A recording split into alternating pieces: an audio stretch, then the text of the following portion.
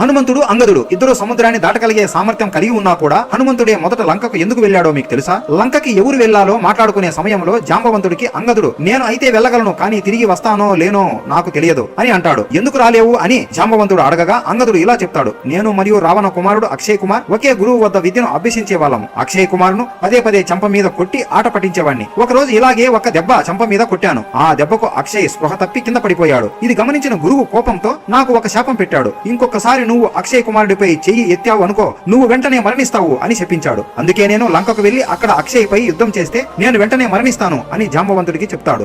సరే అని హనుమంతుడిని లంకకు పంపిస్తారు. రావణుడికి కూడా ఈ విషయం తెలుసు. అందుకే అశోక వాటికను ఒక కోతి నాశనం చేస్తుందని తెలుసుకున్నప్పుడు అతను మొదట అక్షయ్ కుమారునే పంపాడు. వాలిని శ్రీరాముడు చంపాడు కాబట్టి ఇక్కడికి వచ్చింది అంగదుడే అని అనుకున్నాడు. హనుమంతుడు కూడా అక్షయ్ని చంపితే అంగదుడికి ఏ సమస్య ఉండదు అని మొదటగా అక్షయ్ కుమారుడినే చంపేస్తాడు. జై హనుమాన్ అని కామెంట్ చేయండి.